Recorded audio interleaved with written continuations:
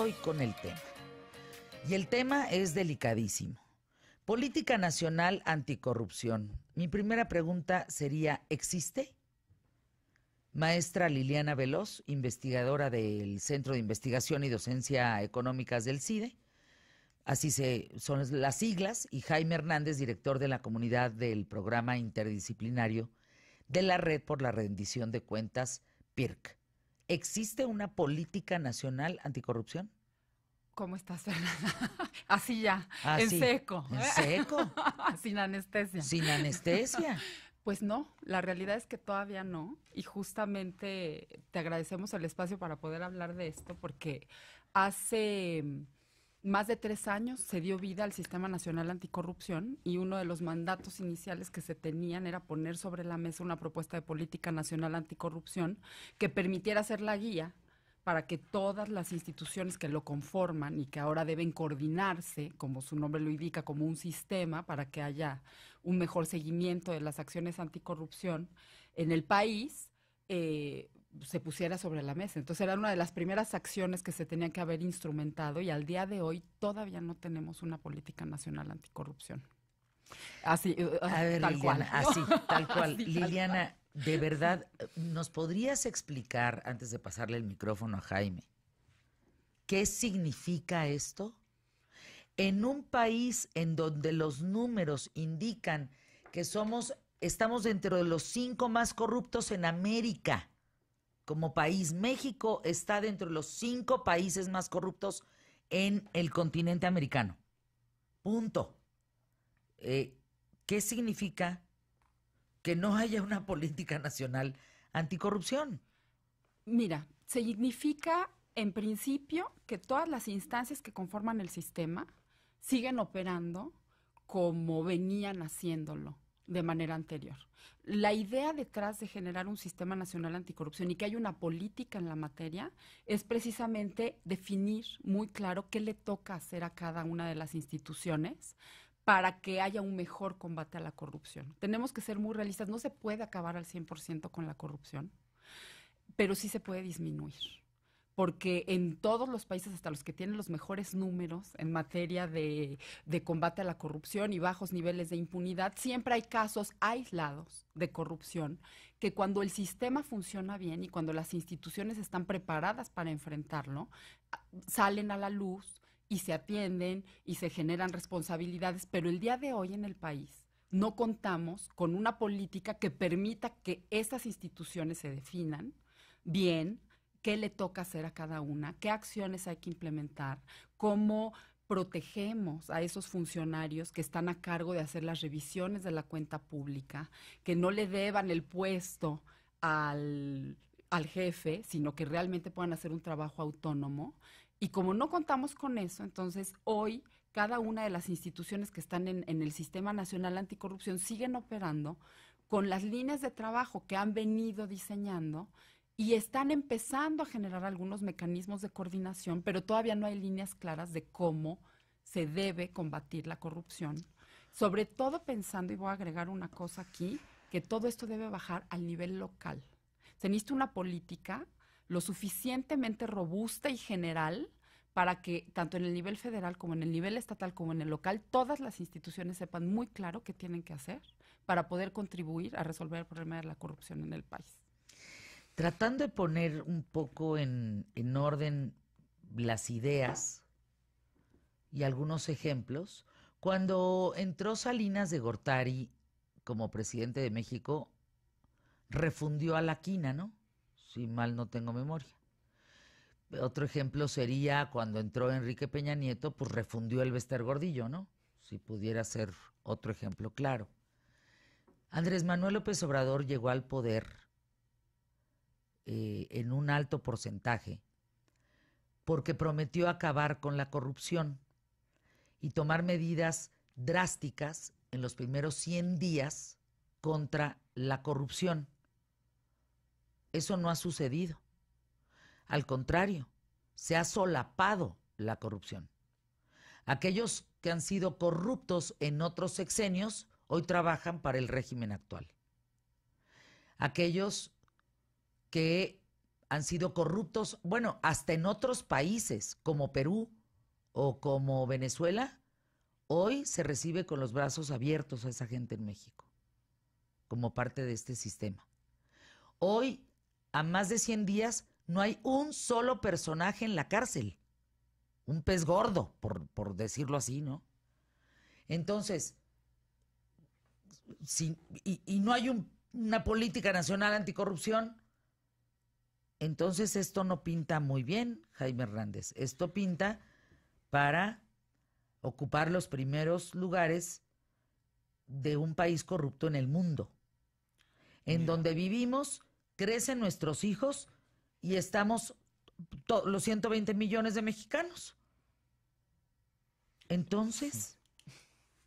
Mira, el problema que ya nos señalaba Liliana hace un momento es que mientras no exista la política nacional anticorrupción, todos estos problemas que tú bien señalas no podrán resolverse sencillamente porque las instituciones no tienen claridad de en el esquema de coordinación del sistema qué es lo que les corresponde. A ver, la política debe articular acciones de diferente índole, de rendición de cuentas, de fiscalización, de monitoreo, en fin, cubrir todo el espectro de las políticas públicas y de las acciones de gobierno en general para tener vigilancia permanente y para que los castigos, esto que tú también mencionabas, sean una consecuencia natural del funcionamiento institucional, tanto de las contralorías o de las áreas de control interno, de las áreas de fiscalización y por supuesto de las áreas de justicia administrativa y justicia penal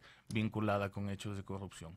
Mientras esto siga sin articularse, sin dársele un esquema coherente desde el punto de vista institucional y con acciones específicas que a lo mejor no son espectaculares pero que son necesarias.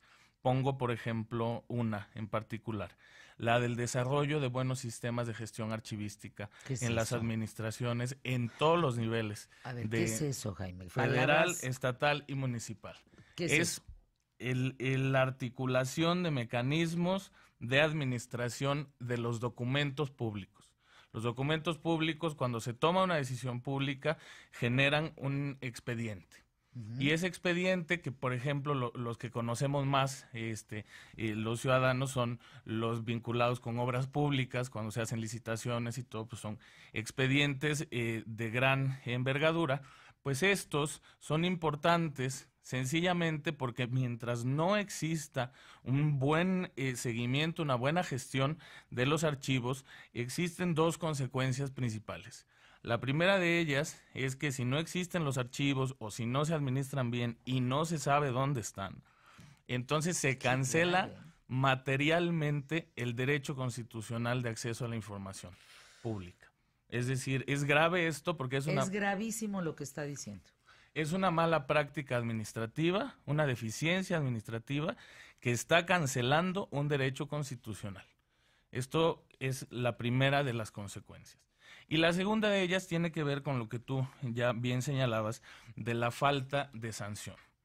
¿Por qué no llegan las sanciones? Y en el remoto caso de que llegan, son de magnitud que no corresponde al tamaño de los quebrantos o de los supuestos quebrantos, pues sencillamente porque no existen archivos, es decir, no existe manera de dar soporte documental a los expedientes, de manera tal que pues entendemos también que para meter a alguien a la cárcel y llevarle el proceso y obviamente obtener una sentencia, pues es necesario presentar pruebas documentales. Y si esas pruebas documentales no existen, entonces no se puede seguir el rastro de las acciones y los hechos de corrupción.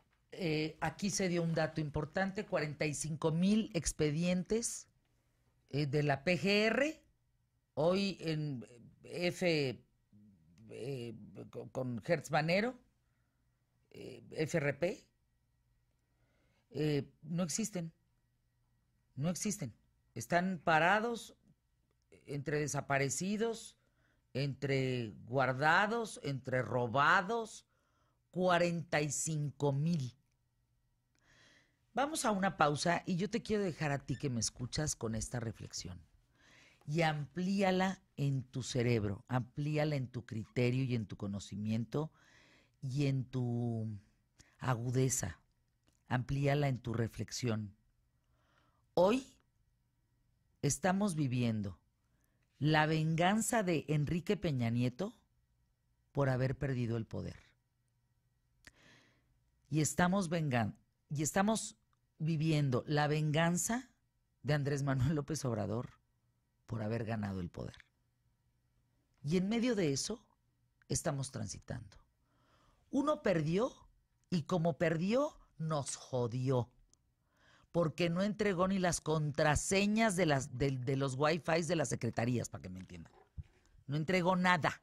No entregaron nada. Los que entraron a ciegas. Y los que entraron y ganaron el poder, también por joder, empezaron a cancelar y a patear y a desaparecer todo lo que apeste a lo pasado. Nada más que en ese pasado había cosas bien hechas. Y esas también las están pateando. Entonces piénsalo nada más, reflexiónalo. Hoy México vive la venganza de Enrique Peña Nieto por haber perdido el poder y la venganza de Andrés Manuel López Obrador por haber ganado el poder. Pausa, volvemos. Es que estaba viendo una imagen de Raúl Beiruti que se encuentra en este momento en una convención importante en México que se llama I Am the Future of Work. Y bueno, si Raúl Beiruti está ahí, que esto forma parte de la OCDE, necesito información, Carlos Armando, es por algo, porque él es un hombre a quien tenemos que voltear a ver en términos de trabajo. Este hombre ofrece más de 350,000 empleos, 400,000 empleos en México. Entonces, pues si él habla de este tema, es por algo. Me quedé pensando, Jaime Hernández, hablando del tema de corrupción, y querida Liliana Veloz, por parte del CIDE, yo les decía de manera muy sencilla en el corte comercial, si nosotros queremos que el agua llegue allá, pues entonces marcamos una ruta de una tubería para que el agua llegue allá. Lo mismo en la corrupción. Si queremos atacar la corrupción, pues tenemos que tender tubos, infraestructura, para que entonces podamos eliminarla. Lo que ustedes me están diciendo hoy en el programa, ¿qué tal, Fernanda?, es que ni siquiera hay un proyecto de obra para acabar con la corrupción. Palabras sencillas. Palabras sencillas. Ya hay algunas propuestas sobre la mesa. Nosotros hace poco más de un año trabajamos con el Comité de Participación Ciudadana del Sistema Nacional Anticorrupción a petición de ellos para ayudarles a construir una propuesta de política nacional anticorrupción que ellos pudieran poner sobre la mesa y decir, bueno, ¿cuáles son estas acciones iniciales que se tienen que echar a andar para dar claridad sobre el rumbo que debe llevar la política nacional anticorrupción?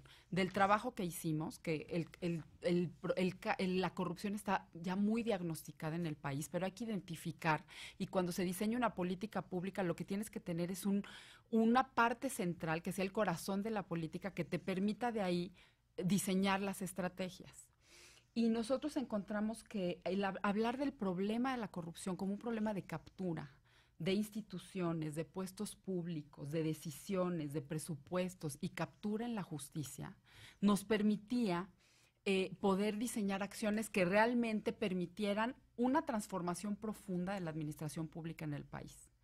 Este concepto de captura ha generado diferencias de perspectiva, porque obviamente desde el sector público pues a nadie le gusta que le digan que está capturado por intereses.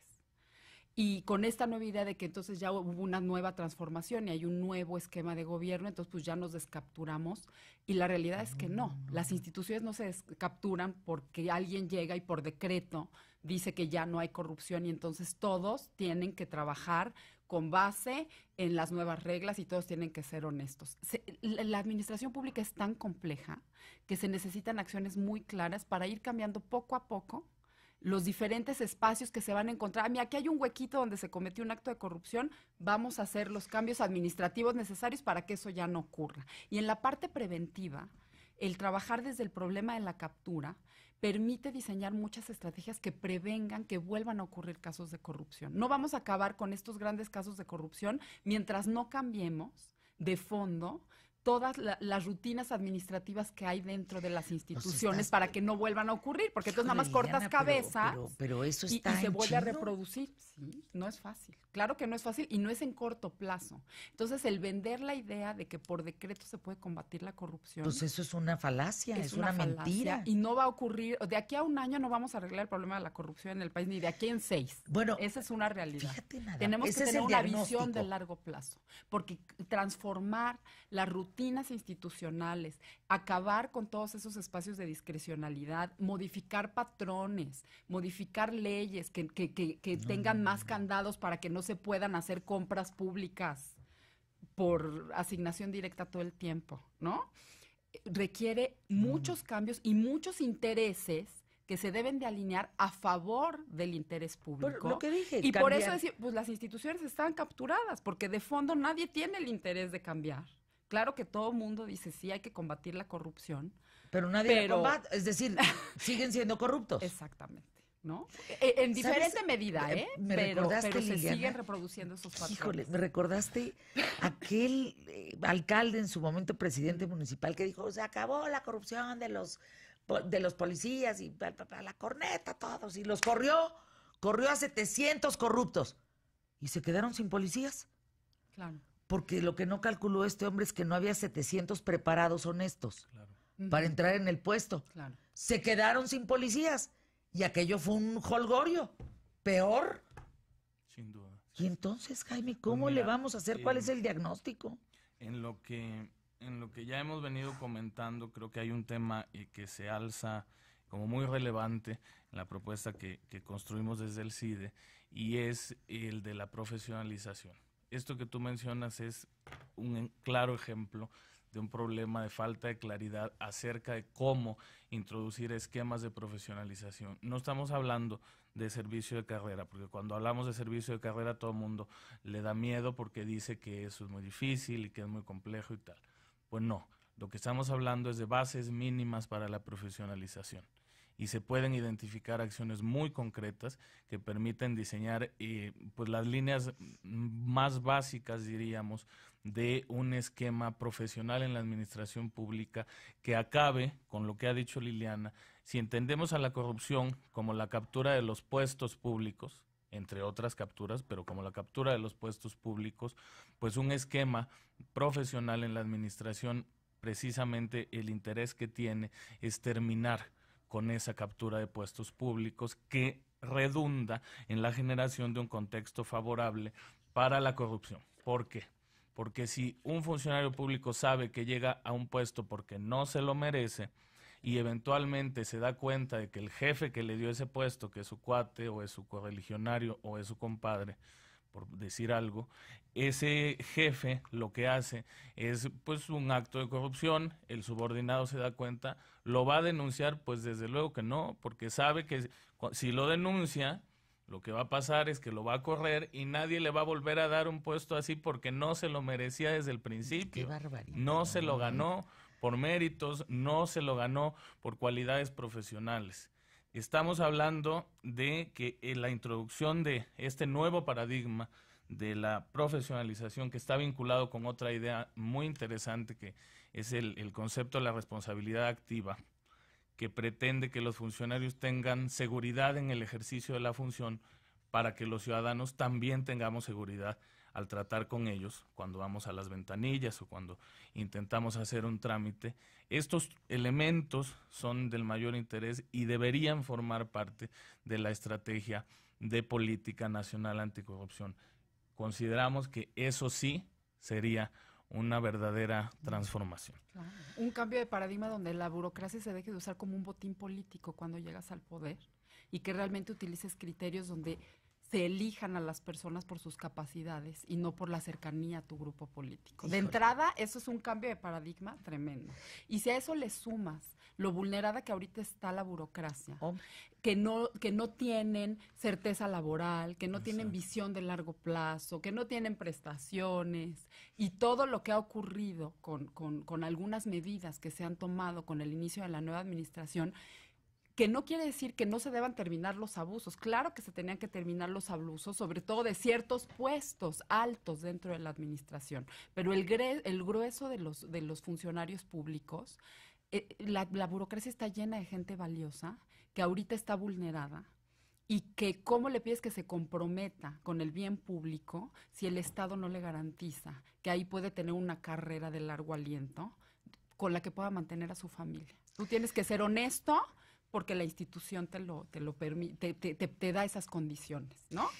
Si yo tuviera una pregunta que hacerles a Liliana Veloz y a Jaime Hernández en los próximos 3 minutos que tenemos, y con el deseo de verlos pronto y volverlos a invitar, sería, esto que ustedes plantean suena muy bien, tiene rumbo, tiene lógica, tiene congruencia. Perfecto. ¿Están siendo escuchados en la nueva administración, en este régimen de Andrés Manuel López Obrador? ¿O quiénes están a cargo de implementar, y estoy levantando las manos a manera de, entre comillas, un plan nacional anticorrupción que debe de incluir esto que están diciendo? Si no lo incluye, estamos jodidos. ¿Qué hemos hecho? Hemos trabajado con el Comité de Participación Ciudadana. Ellos ya tienen esta propuesta. Nosotros hemos entregado a todas las instancias que forman parte del sistema nuestra propuesta de política nacional anticorrupción. Hemos participado en las mesas de el diseño del Plan Nacional de Desarrollo, llevando, luego bromeamos entre nosotros y eso, parecemos testigos de Jehová, que vamos llevando la propuesta de la política nacional en cada espacio que podemos, para que vaya permeando en la administración esta idea de cómo se debe diseñar una política de combate a la corrupción de largo plazo y que tengan muy claro el reto que implica. O sea, esto lo sabe Hertz Manero, esto lo sabe instancias, por ejemplo, de la Suprema Corte de Justicia, de lo que serían el representante de los ministerios públicos. Sí, es correcto. Hace 3 semanas aproximadamente o 4 hicimos una presentación de los resultados de una consulta nacional que llevamos a cabo sobre la política nacional anticorrupción. ¿Y cómo lo están recibiendo? La recibieron y están ellos construyendo desde el Comité Coordinador del Sistema Nacional Anticorrupción la propuesta de política que eventualmente se aprobará. ¿Que será lanzada? No tenemos fecha. En la última reunión se presentó una propuesta, en la última reunión que tuvo el Comité Coordinador se presentó una propuesta de política que no incluye todas las líneas que se están proponiendo desde el esfuerzo que se hizo en el CIDE, pero ellos ciertamente ya lo tienen, eso sí estamos seguros de que ya lo tienen, y esperemos que se anime desde el Comité de Participación Ciudadana a impulsar una política que realmente genere cambios profundos en el país. Porque no se puede combatir la corrupción sin mecanismos fuertes de vigilancia ciudadana. Ahí necesitamos el apoyo de toda la ciudadanía y tenemos que estar encima de las instituciones exigiendo que las cosas se hagan bien. Jaime, gracias. Liliana Veloz, gracias. ¿Dónde podemos consultar toda esta información? En la página de la Red por la Rendición de Cuentas. Está es www.rendiciondecuentas.org.mx. Ahí está toda la información de los esfuerzos que hemos hecho para darle vida a la política nacional anticorrupción. Está nuestro libro blanco. En Twitter, en Facebook, nos pueden seguir también. Está nuestro libro blanco, pero están también otras publicaciones sobre esta misma materia que ha venido generando la Red por la Rendición de Cuentas, el PIRC también, desde hace varios años, en la materia de transparencia, rendición de cuentas y combate a la corrupción.